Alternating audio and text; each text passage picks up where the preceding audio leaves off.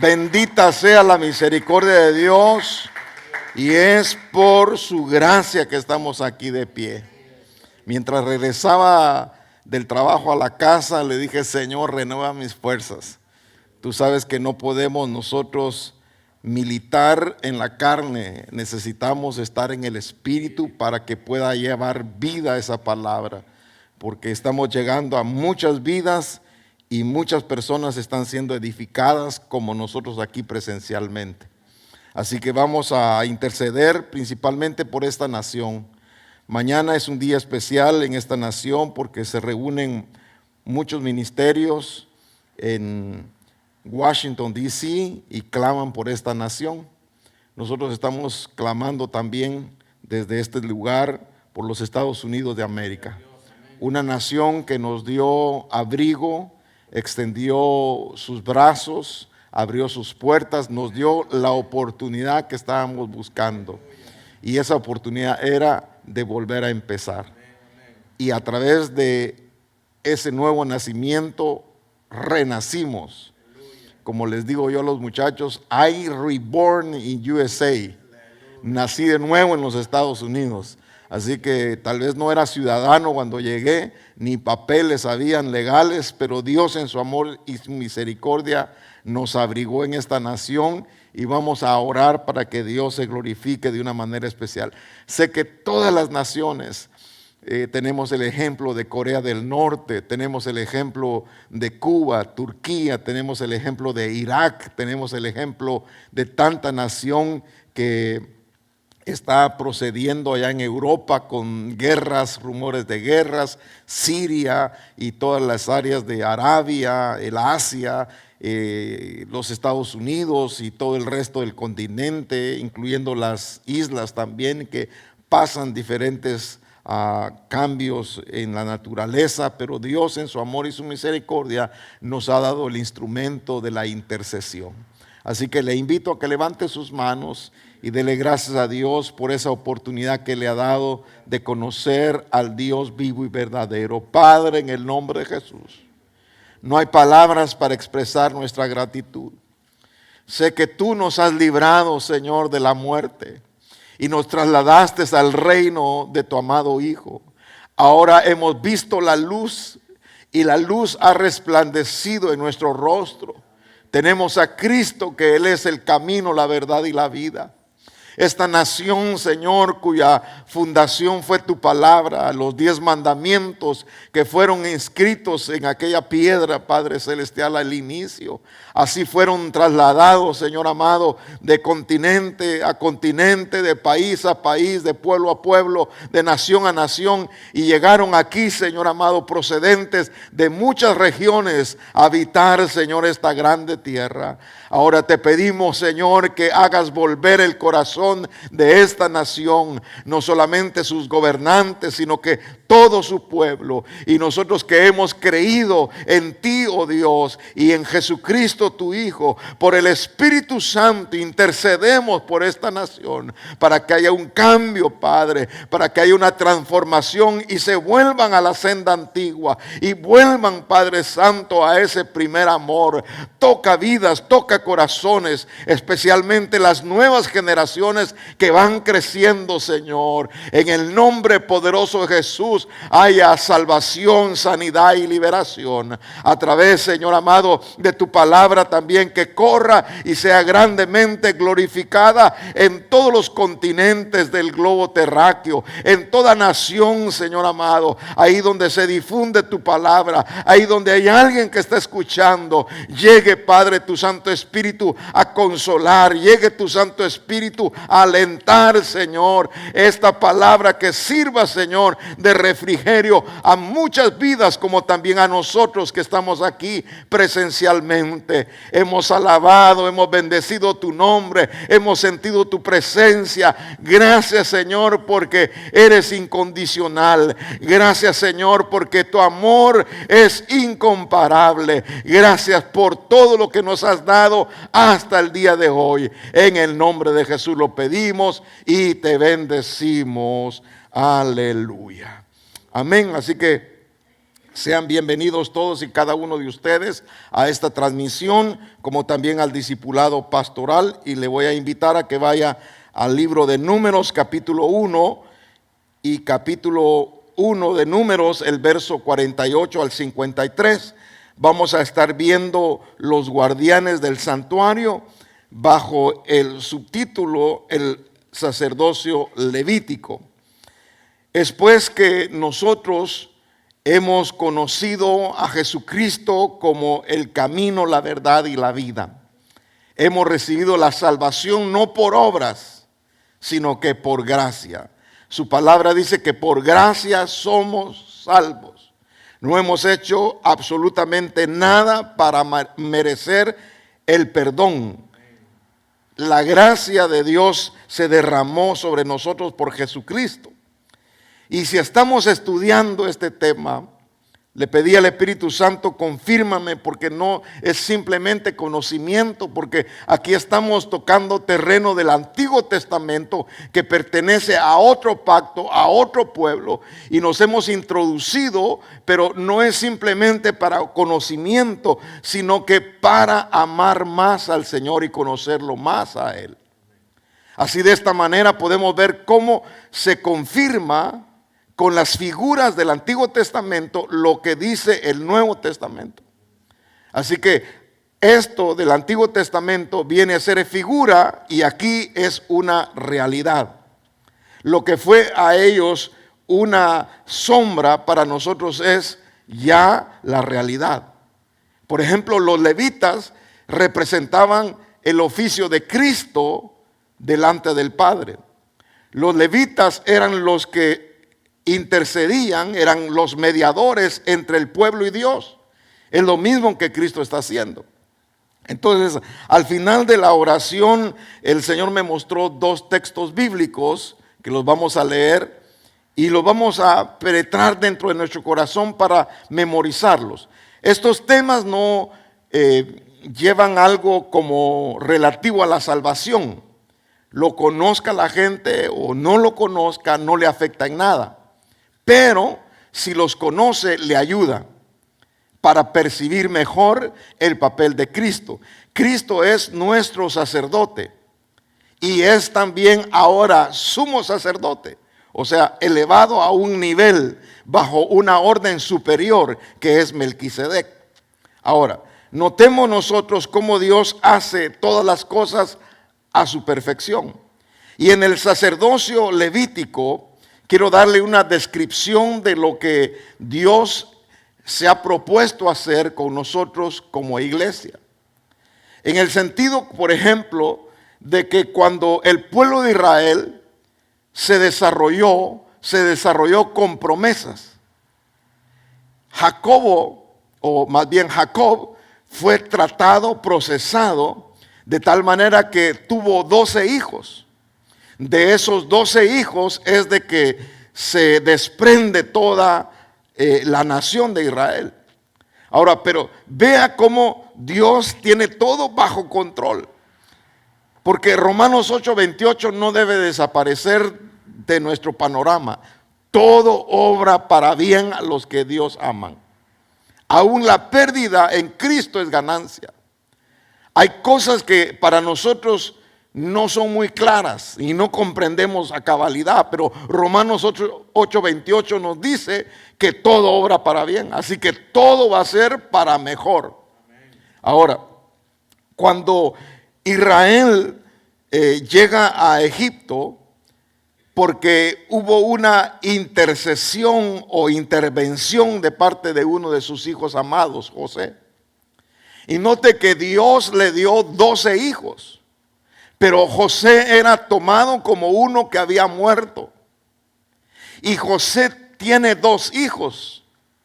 Y esos hijos son Manasés. Y dice, el Señor me haga olvidar las aflicciones en la tierra de mis padres. Y llama a Efraín, su segundo hijo, y le dice, Dios me ha hecho fructificar en esta tierra.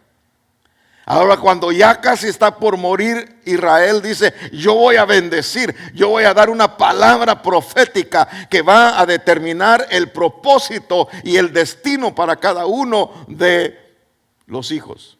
Y viene ahora José y le dice, antes de que fallezcas, bendice a mis hijos.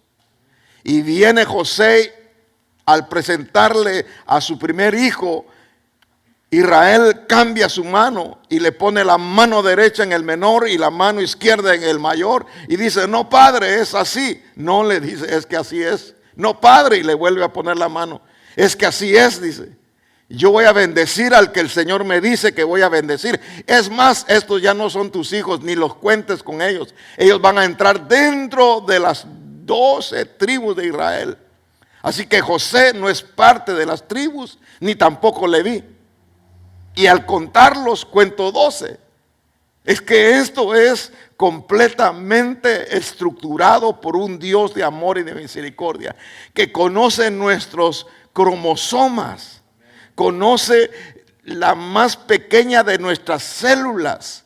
Si cuando muere Lázaro, Él da la palabra a nuestro Señor Jesucristo y le dice, Lázaro, sal fuera. Y todos y cada una de las células empiezan a formar parte. No van a buscar otro cuerpo, sino a ese mismo cuerpo del que pertenece. Porque Dios lo hace todo. Aún, amados, el cabello está contado. Nuestro cabello está contado. No deja de pasar ni un solo año, ni un solo día de los que nosotros habremos de vivir aquí en esta tierra. Así que yo veo la bendición tremenda de las Escrituras y quiero darle forma a esta enseñanza a través de la lectura del texto central de Números 1:48, el cual dice, porque el Señor había hablado a Moisés diciendo, solamente la tribu de Leví no enumerarás, ni los contarás con los hijos de Israel, sino que pondrás a los levitas a cargo del tabernáculo, porque ellos serán responsables de mi morada, porque ellos atenderán todos los asuntos de mi santuario.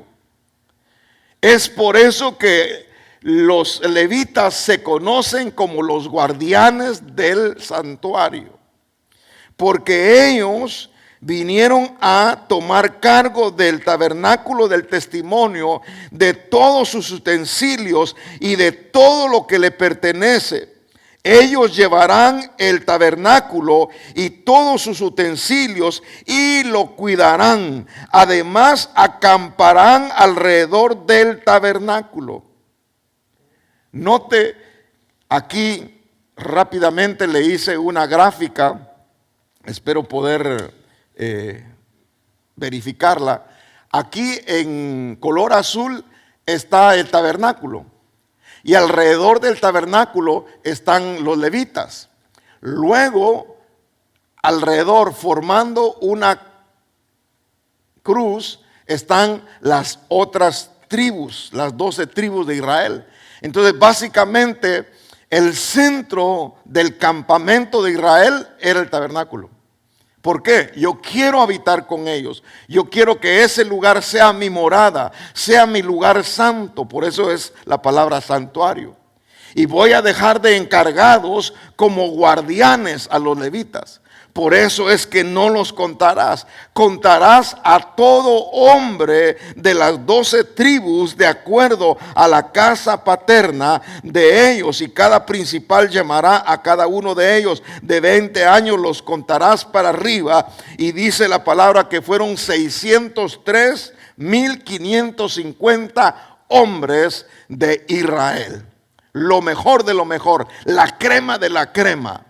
El poder de los poderosos estaba en esos 603,550 que protegerían a las familias, a los niños y a los ancianos. Pero el que va a proteger y cuidar y atender todo el mobiliario serán los levitas. Ellos serán los guardias, ellos serán los encargados. Así que no cuenten a los levitas porque ellos son para mí un tesoro especial. Y cuando el tabernáculo, verso 51, haya de ser trasladado, los levitas lo desarmarán. Y cuando el tabernáculo acampe, los levitas lo armarán. Pero el extranjero que se acerque morirá. Era un lugar sagrado.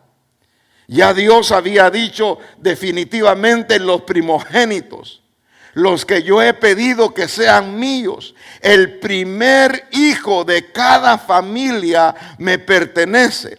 Sin embargo, ellos se postraron en adoración al becerro dorado. Y en esa idolatría el Señor se molesta, y entonces, en lugar de escoger a los primogénitos, escoge a todos los hijos de Leví. Igual como José. José dijo: Padre, no es así. El mayor es el que recibe la bendición. No, pero yo quiero que el menor lo agarre, ¿qué? Y cruzó.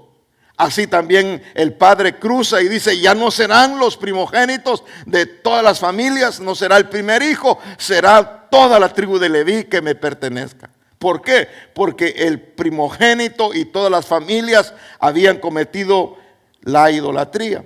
Así que el pueblo escogió adorar a un becerro, pero los levitas tomaron la espada y dijo: nosotros servimos al Señor.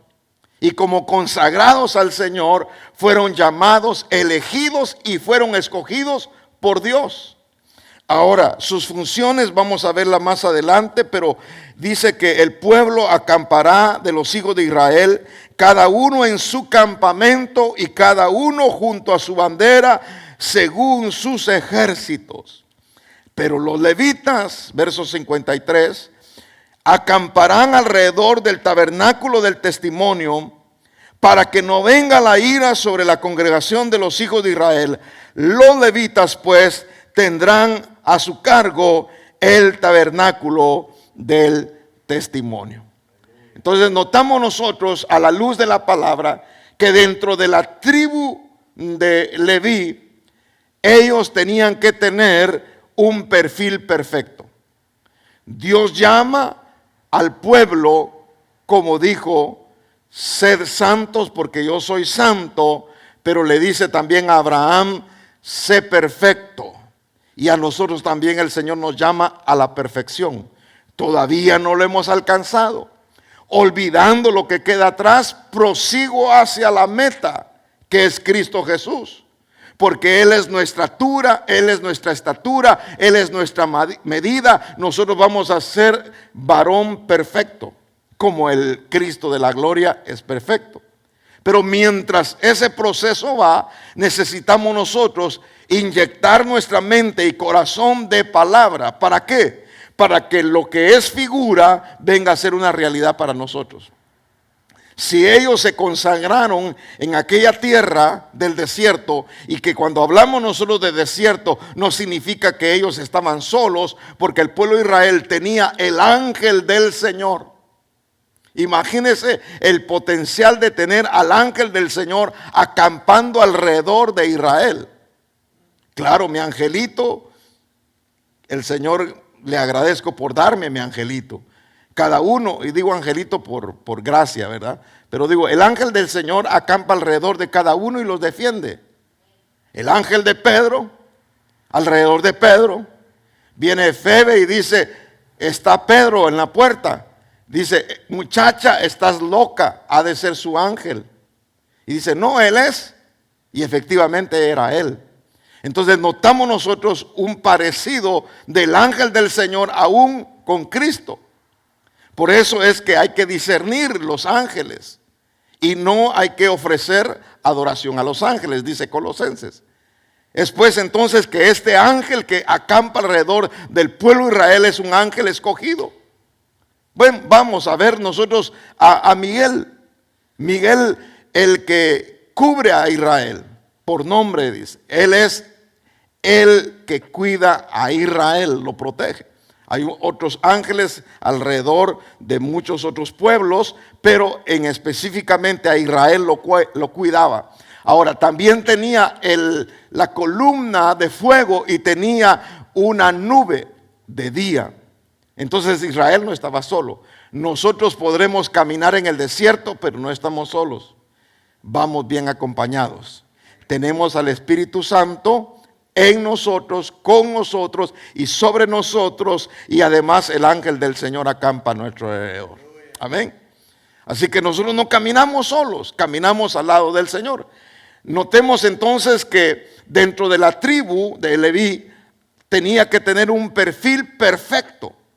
Luego notamos que las funciones están en el capítulo 18, por favor. Vamos a ver las funciones del sacerdocio levítico y cómo ellos eran básicamente una versión que yo leía, decía, los levitas serán los guardias del tabernáculo. En el capítulo 18 y verso 1, capítulo 18 y verso 1, por favor, leamos en adelante las funciones las cuales tenían que ocuparse los levitas.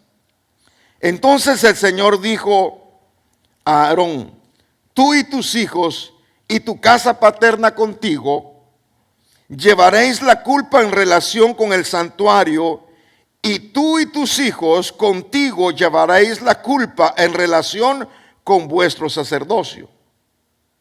Mas también a tus hermanos, verso 2, la tribu de Leví, la tribu de tu padre, haz que se acerquen para que se junten contigo y te sirvan, mientras que tú y tus hijos contigo estéis delante de la tienda del testimonio, y atenderán a lo que tú ordenes y a las obligaciones de toda la tienda, las responsabilidades del mantenimiento.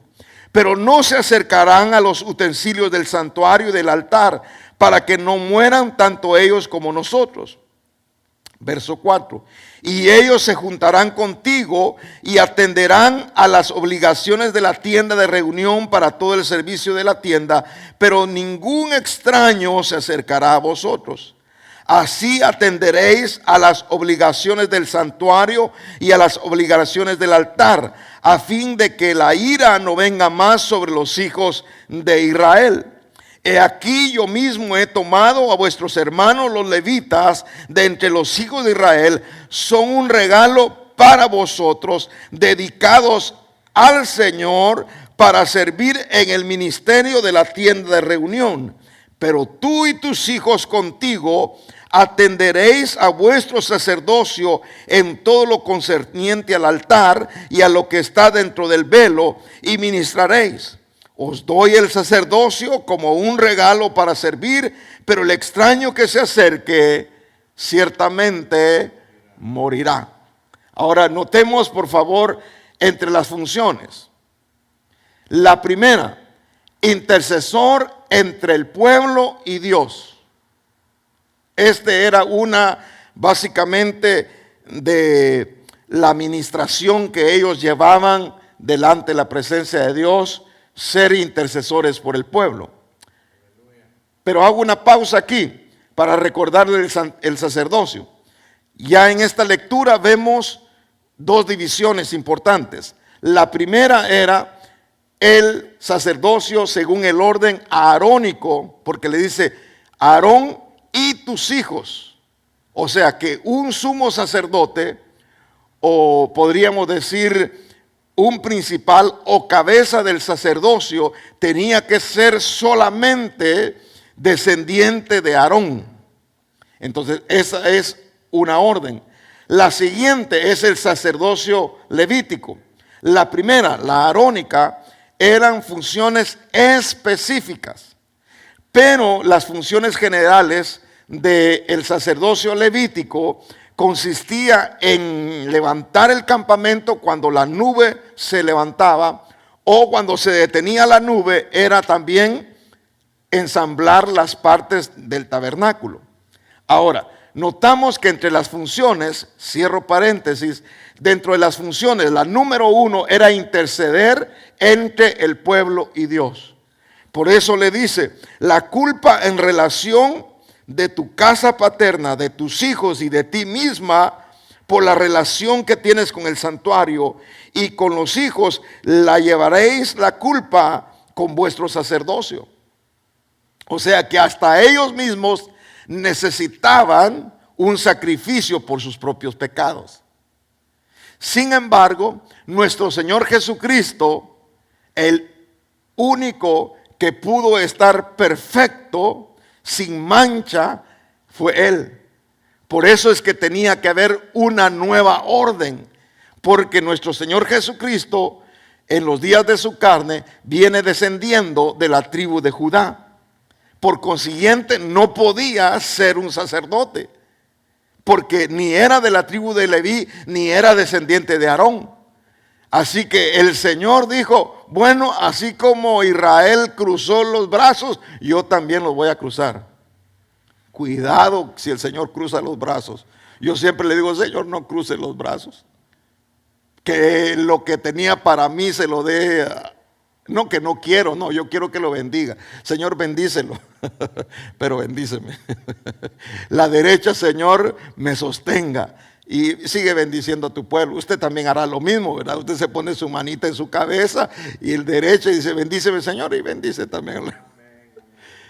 Era Israel bendiciendo, ¿verdad? La manera en que él quería. Era Dios tomando también en su soberanía como él quiso. Y dijo, ahora los levitas terminarán su sacerdocio hasta los días del Señor Jesucristo. Vemos nosotros el sacerdocio patriarcal que termina con el mosaico. Y vemos en el mosaico el sacerdocio levítico y el sacerdocio arónico. Funciones diferentes, pero específicas para uno y para el otro. Ahora el Señor dice, voy a levantar una nueva orden. Y sale alguien de la nada, sin genealogía, sin padre, sin madre. Y dice Melquisedec, un rey y sacerdote. Ahora agrega, hombre, rey, sacerdote. Y dice que Jesucristo, Hebreos dice que Jesucristo es, según el orden de Melquisedec, un sumo sacerdote. Así pudo entrar. Es como David no era sacerdote y sin embargo él se puso el efod y él empezó a ministrar, danzó en la presencia de Dios y nadie lo vio. Los levitas y los sacerdotes arónicos, es decir, los sumos sacerdotes, bendiciendo al Señor cuando trajeron el arca del pacto y David estaba ministrando. ¿Por qué? Porque era un paréntesis de gracia. Y entre todo el sacrificio se bañaba. Si es que era un sacrificio, a cada ciertos pasos sacrificaban una víctima, a ciertos pasos sacrificaban. Entonces usted sabe, el derramamiento de sangre era tan terrible que lo único que se le miraban eran los ojos y cuando se reía los dientes, y de ahí todo era rojo bañado en sangre. Así también cuando entró a la casa Jacob, aunque el padre creyó que era Esaú, él dijo, huele a campo y aún puedo tocar su piel. Este es velludo. Este huele y se viste igual que Esaú, aunque la forma de hablar es parecida a la de Jacob. Es que Dios nos va cambiando hasta la manera de hablar. Dios va a ir lijando, puliendo. Por eso Romanos 8:28 no lo saco del panorama, porque aunque se lo llevó la tristeza a Jacob por todo lo que hizo, sin embargo llegó hacia donde Dios quería que él llegara, y con él sus 12 hijos. Aunque había perdido uno, ese hijo que se había perdido representó después la consolación, porque no solamente había perdido al casi penúltimo hijo, sino que ahora estaba perdiendo al último hijo, Benjamín, en intercambio, hasta que Judá tiene que interceder y dice, si algo le pasa a Benjamín, yo respondo por su vida. Judá, que en un tiempo había traicionado, así como Judas traicionó a Jesús, Judá también había traicionado a José. Es que todo tiene relación entre la palabra. Antiguo Testamento, Nuevo Testamento, todo es compatible. ¿Por qué? Porque la palabra de Dios es infalible. La palabra de Dios es espada de dos filos. Nos atraviesa el corazón. Ahora, notamos como segunda función el consultar a Dios por su dirección. ¿Quién subirá en la guerra? Y el Señor decía, Judá subirá. ¿A quién le llegaba el mensaje? Al sacerdote. Y por medio del sacerdote había palabra. El pueblo llegaba y decía, por ejemplo, en el caso de Saúl, ando buscando a las asnas. Aquí está mi ofrenda. Aquí traigo la dádiva. Siervo, ¿tienes palabra? Y decía, sí, no te preocupes porque las asnas ya las encontramos. Entonces había un lugar para consultar a Dios por su dirección. Número 3, enseñar y corregir al pueblo con la palabra de Dios. En el caso de ellos le correspondería a la ley, que la ley es tan complicada, y bendito sea el Señor que Jesucristo cumplió la ley por nosotros. Y solo nos ha dado 2 grandes mandamientos: amarás al Señor tu Dios y al prójimo. ¿Y a quién la tiene a la par? Aleluya. Sí. La guerra de los próximos. La guerra de los vecinos, ¿verdad? De los próximos. Pero es una guerra bonita porque se pelea a besos. Amén. El amor todo lo puede, el amor todo lo sufre, el amor es la clave, ¿verdad? Porque definitivamente Dios ha marcado pautas que, si bien es cierto, dijo Pablo, esto no estoy hablando del hombre y la mujer, sino que estoy hablando de Cristo con la iglesia. Y todos molestos en los matrimonios allá en Corintios. No es por ustedes, dijo, sino yo estoy hablando de la iglesia. Ah, bueno, dijo. Pero de todas maneras mejor aplíquenselo. Ahora, número 4. Estas es generalizaciones, porque habían otros aspectos de funciones. Ministrar las cosas sagradas, como ya lo vimos, ¿verdad? Los sacrificios y las ofrendas, los utensilios y los mobiliarios y todo lo que eran las áreas diferentes, por ejemplo, el lugar santo, el lugar santísimo, cada cosa en su orden, específicamente, todo estaba bien consagrado al Señor, pero todo estaba tan bien ensamblado, que era figura para el gran santuario que David en su corazón, el rey, había propuesto, y decir, yo quiero construir una casa para tu gloria, donde esté tu presencia, un lugar donde tú habites con nosotros, como siempre lo has querido hacer. Y dijo el Señor, no se te puede conceder porque eres un varón de guerra.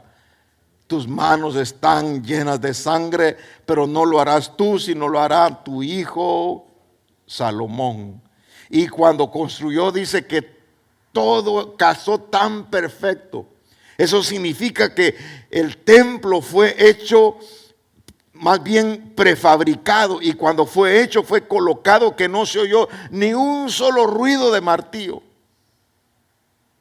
Nuestras casas tienen que ser así. Yo amo la tranquilidad, yo amo la paz. Mire, yo no soy general de guerra, yo soy embajador de paz. Y yo, porque tengo amigos que son generales de guerra, y esos tipos, Elías se queda no pequeño, pero en la misma escuela de Elías, una unción del hígado que tremendo. Pero a mí me gusta ser más embajador de paz. Y creo que conseguimos las mismas cosas de diferentes maneras. A cada uno Dios le ha dado una gracia. Yo la uso para su gloria. Me gusta mantener la paz sobre todas las cosas y la santidad, sin la cual nadie verá al Señor. Y cuesta la armonía, cuesta la paz, la concordia, cuesta a veces sentir esa empatía con personas que son difíciles y complicadas, pero así nos dejó el Señor. Y piedra con piedra en el río se van alisando. En la iglesia, oveja con oveja se van arreglando. A veces pataditas acá, a veces mordiditas aquí, pero el gran pastor de las ovejas tiene su vara y en uno solo, en medio de las 2 orejas, ¡pum! Cálmese, oriéntese, ubíquese, venga para acá. Y ahí nos trae el gran pastor de las ovejas.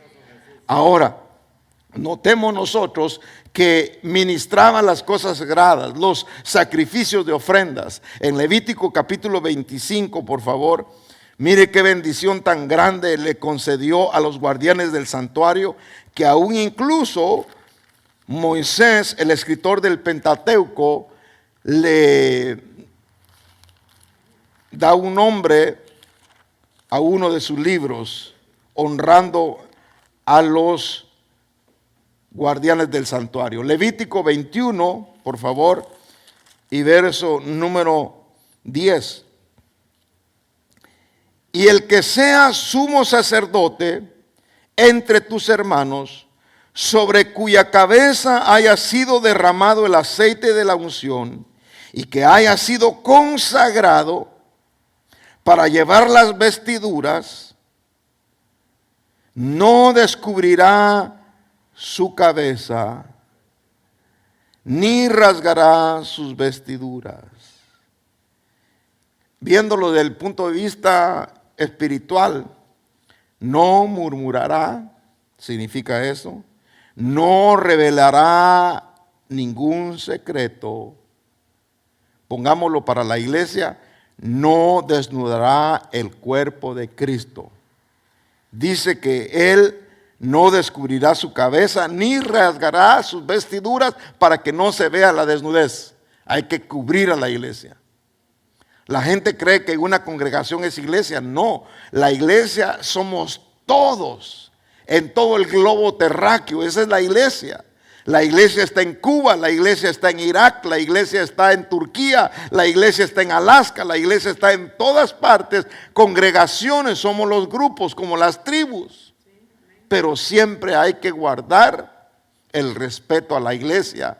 Yo la veo a la iglesia como la madre.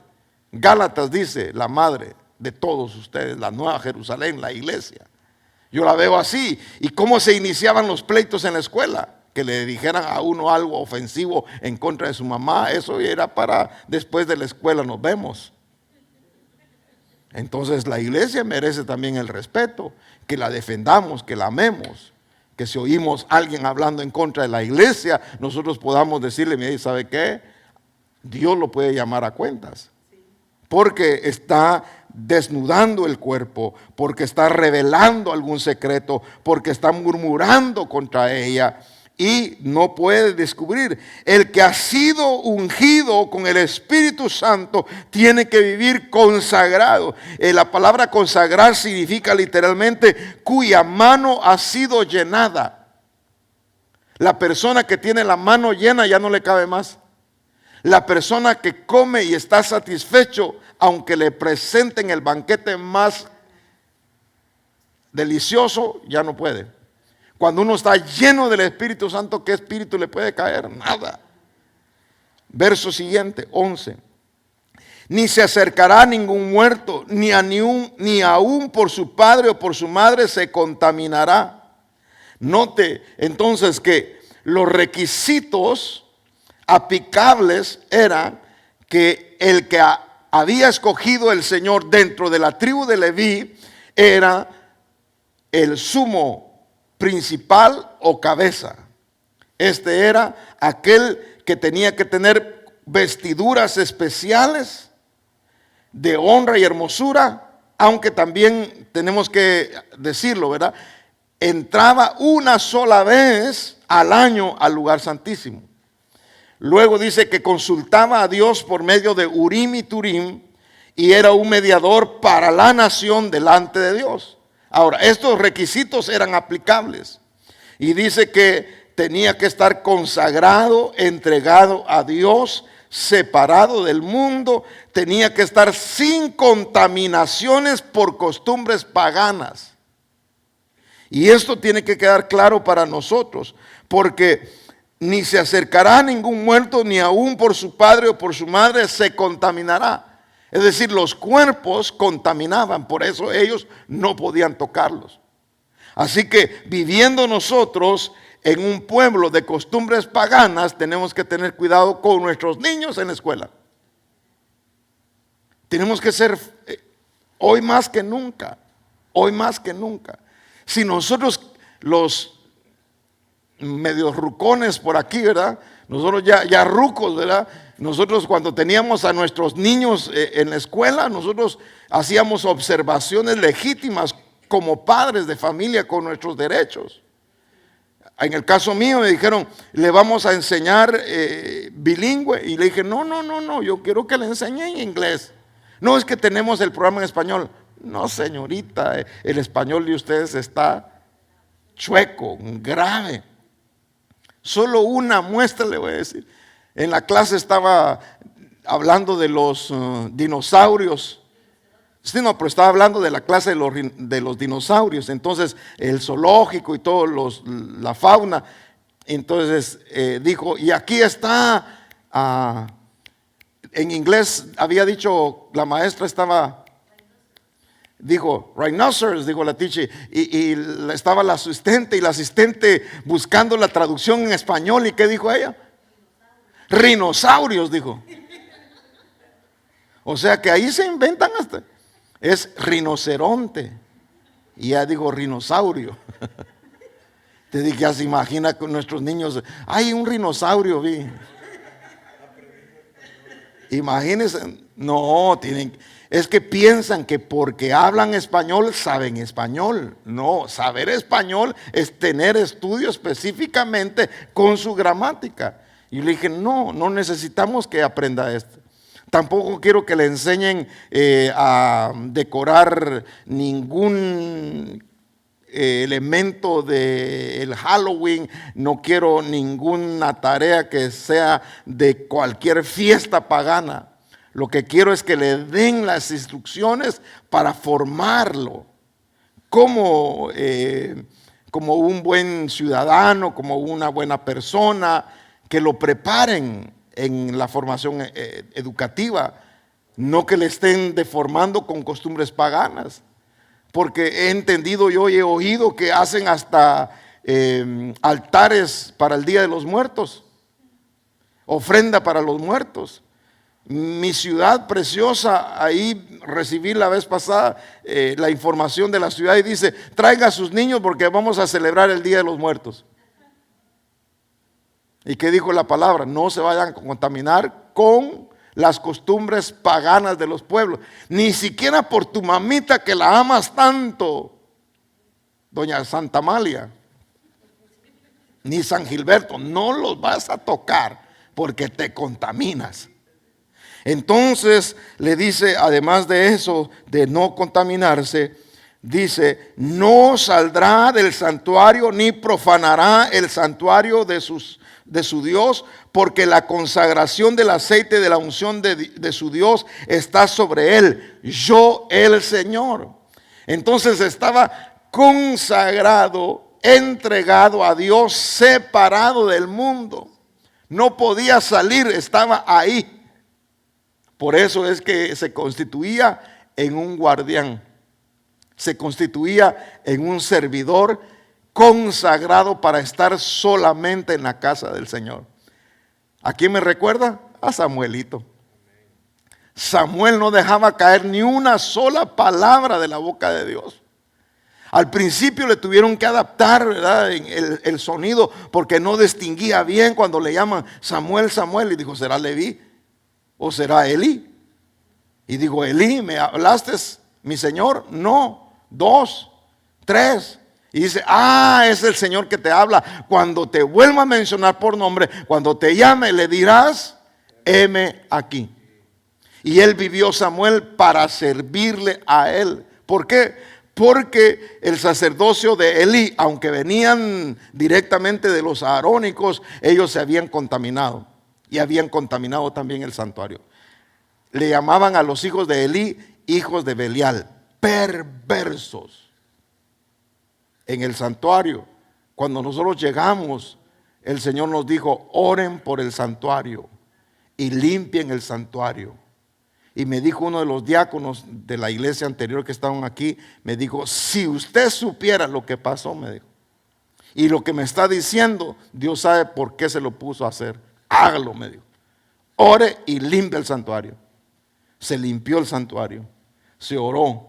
¿Para qué? Para que le dediquemos al Señor no solamente un lugar físico, sino que traiga para nosotros la seguridad, la certeza que estamos en Tierra Santa y que cuando estamos en Tierra Santa suceden cosas maravillosas.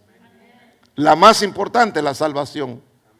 La segunda, la sanidad. La tercera, la liberación. Y después las demás cosas vendrán por añadidura: la protección, la prosperidad y muchas cosas que son beneficios de Dios para nosotros. Vienen ahí en este paquete. Vea el verso 13. Tomará por mujer, ¿dónde estamos? En el verso 13. Tomará por mujer, ¿a quién?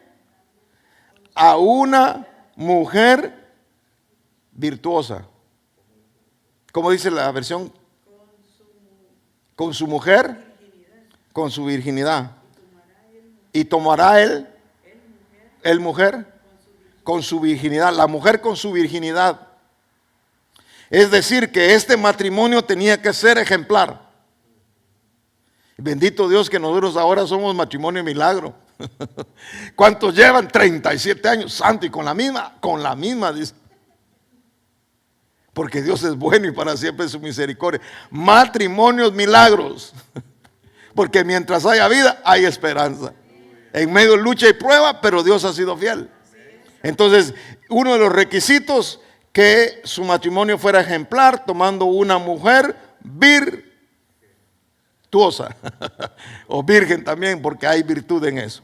Muy bien. Notamos nosotros entonces que había algo más, y dentro de eso nos narra el versículo número 16, en una parte de estas está el verso 16, que el Señor habló a Israel y le dijo: ningún hombre de la descendencia de Aarón, en el verso 17, ningún hombre de tu descendencia por todas sus generaciones que tenga algún defecto se acercará para ofrecer el pan de su Dios. Es decir, que tenía que cumplir con ciertos requisitos. Por ejemplo, sin defecto físico. Podríamos decir aquí que era sin falla.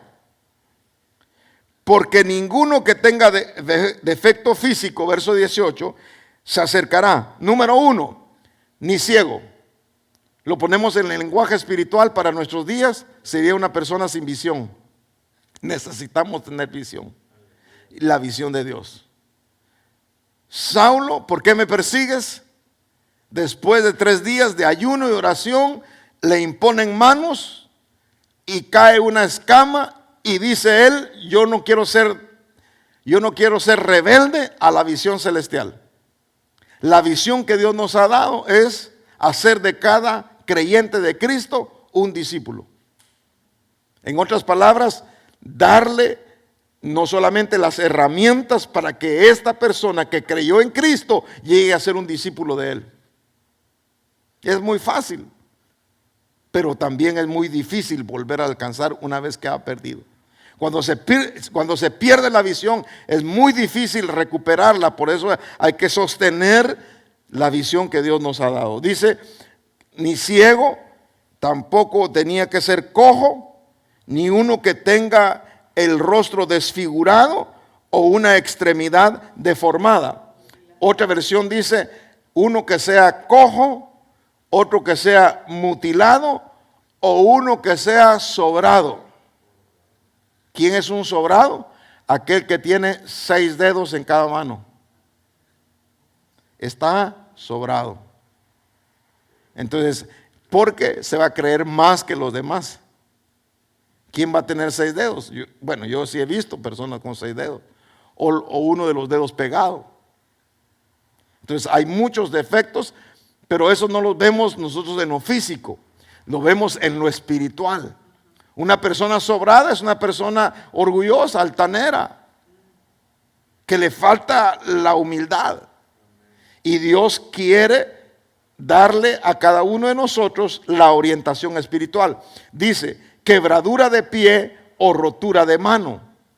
Esto nos habla de una doble vida. Un hombre, el verso 19 dice: ni hombre que tenga pie quebrado o mano quebrada.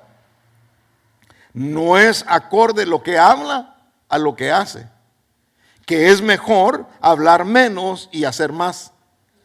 Verso 20: ni jorobado, ni enano, ni uno que tenga defecto en un ojo. En otra versión dice que no tenga nube en el ojo. Esta es la persona que pierde la visión o tiene una visión doble, y a la visión doble le llama división. O sarna o postillas, y luego termina con algo fuerte y le puse con TM, ¿verdad? Las iniciales de lo que habla aquí. Pero este le dice hombre castrado o un eunuco. Ningún hombre de la descendencia del sacerdote Aarón que tenga defecto se acercará para ofrecer las ofrendas encendidas del Señor, porque tienen defecto. No se acercará para ofrecer el pan de su Dios. Nuestro Dios es santo, todos tenemos que ser santos. El Señor dijo, sean perfectos, todos tenemos que alcanzar la perfección. ¿Quién es nuestro ejemplo de perfección? Cristo. Porque Cristo no se ha casado. ¿O porque Cristo no se casó en la tierra? Porque Él no puede ser infiel a la esposa, a la desposada, que es la iglesia, nosotros. Él está esperando. ¿Y cómo nos estamos tardando? Porque que no nos queda el vestido, que algo está pasando con los tacones, que el pelo, que el velo, que no lo entendemos y muchas cosas que hay. Y Pablo sigue exhortando desde sus epístolas a cada uno de nosotros que tenemos que buscar la paz y la santidad, entre otros textos bíblicos que tenemos. Ahora, veamos entonces el verso número 22. Podrá comer el pan de su Dios, tanto de las cosas santísimas como de las sagradas, solo que no ha de entrar hasta el velo o acercarse al altar, porque tiene defecto, para que no profane mi santuario, porque yo soy el Señor que lo santifico. Entonces, Israel es un ejemplo para la iglesia. Y todo en el Antiguo Testamento tiene aplicación espiritual en el Nuevo Testamento. Y es ahí donde el Espíritu Santo me tomó y lo llevo hasta ahí. Hebreos, por favor. Porque solamente alcancé a cerrar un poquito los ojos mientras los muchachos ensayaban para nuestra próxima actividad, a la cual invitamos. Solamente cerré un poquito los ojos y ahí vino a mi mente y a mi corazón Hebreos, y lo anoté para compartirle a usted. Hebreos capítulo 5, verso 1 al 4. Porque todo sumo sacerdote, tomado de entre los hombres, es constituido a favor de los hombres en las cosas que a Dios se refieren, para presentar ofrendas y sacrificios por los pecados. O sea que el sacerdocio levítico era para la tierra en el antiguo pacto.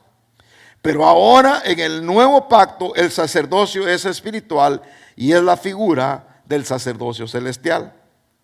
Entonces por eso el Señor, Dios Todopoderoso, le dio la potestad a su único hijo para que viniera en forma humana y representara a los débiles.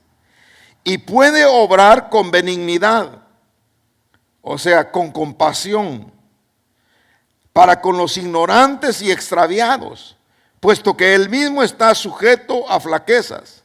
Y dice ignorantes y extraviados, no dice rebeldes y ociosos, sino es gente que no sabía que estaba fallando y se había extraviado de la ley en el tiempo antiguo.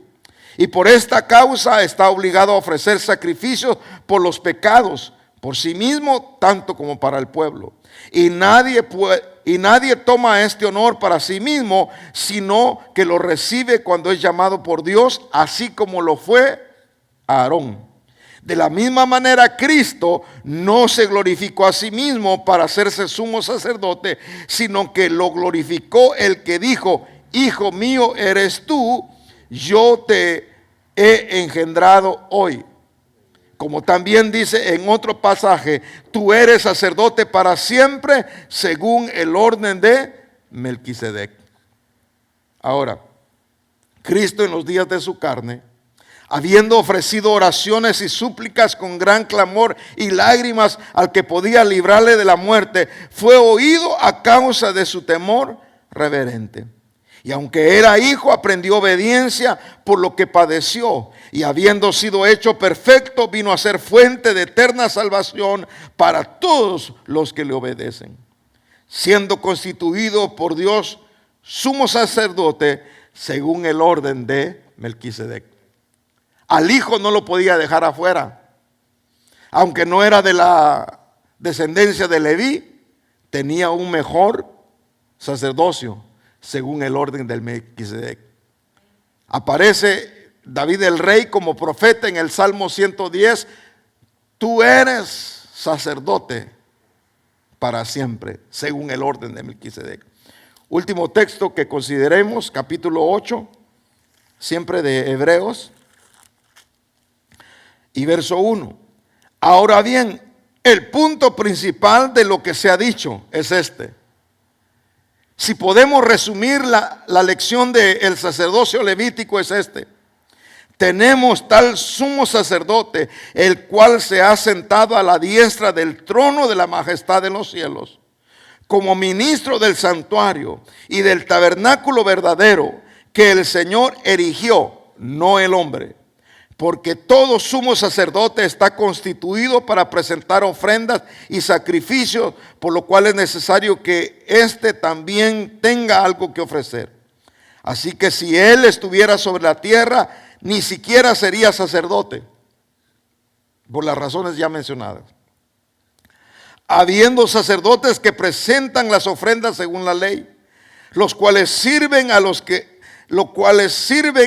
que es copia y sombra de las cosas celestiales, tal como Moisés fue advertido por Dios cuando estaba a punto de erigir el tabernáculo, pues dijo él: mira, haz todas las cosas conforme al modelo que te fue mostrado en el monte. Queremos dar gracias al Señor por la palabra, por su Santo Espíritu, por ustedes que son discípulos de Cristo y que estamos en un nuevo sacerdocio, el sacerdocio de Cristo. Él es nuestro sumo sacerdote. Él no está ofreciendo una y otra vez, sino que una sola vez por el pecado de nosotros y el pecado de todo el mundo. Porque el Padre no quiere que nadie se pierda. Él quiere que todos procedan al arrepentimiento. Porque sin derramamiento de sangre no hay perdón para pecados. Y Dios quiere redimir a la tierra de pecado. Cuando entraban los ministros, entraban a hacer sacrificio por la expiación, por si el pecado del pueblo nos alcanza, por el pecado de la familia. Aún hasta las hijas de los sacerdotes eran llamadas a juicio. Aunque ellas no participaban del sacerdocio, porque solo llamaba a los levitas varones, pero si alguna hija de los levitas o del sumo sacerdocio cometía una falta, ella era traída a juicio delante de la presencia de Dios. En cambio ahora, qué lindo y qué precioso que el Padre no nos juzga, ni a nuestros hijos, ni a los hijos de nuestros hijos, sino que hay un perdón con los brazos abiertos, y es en la cruz del Calvario. Él ya no está ahí, por supuesto, pero recordamos que ese fue el Cordero que vino a quitar el pecado del mundo. Oramos, Padre, en el nombre de Jesús. Gracias por mostrarnos a Cristo superior a los sacerdocios de la tierra. Gracias, Padre, porque en Cristo no solamente hay perdón de pecados, sino que también hay esa salvación que hemos hoy disfrutado, Padre. Gracias te pedimos también, Padre Santo, por aquellas personas que necesitan hoy entregar su vida a Cristo. Aquellos que han caminado en pecado, aquellos que han estado en desobediencia, aquellos extraviados, Padre Santo. Y todo aquel que ha sabido hacer lo bueno y no lo hace, también le he constituido como pecado. Así que pedimos perdón por nosotros, pedimos perdón por los nuestros y pedimos perdón por aquellos que han escuchado la palabra.